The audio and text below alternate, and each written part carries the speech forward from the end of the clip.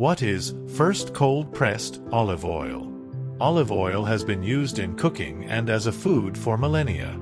Olive oil is a healthy oil rich in nutrients and is a component in the Mediterranean diet, one of the most healthy diets available. Historically, olive oil was produced using a hydraulic press. In stone mill production, pressure was mechanically applied to the olives, producing a paste and then pressed between mats. The first press produced the finest quality and most flavorful olive oil.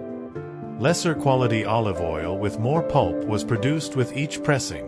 Cold-pressed olive oil meant that the olive oil was extracted using temperatures below 78.8 degrees Fahrenheit or 26 degrees Celsius. Subsequent pressings used heat or hot water to extract lower quality olive oil. Today's olive oil is not extracted hydraulically but by using centrifugal decantation, where temperatures are kept below 78.8 degrees Fahrenheit or 26 degrees Celsius. Today, all oil described as extra virgin olive oil, EVOO, is cold-pressed.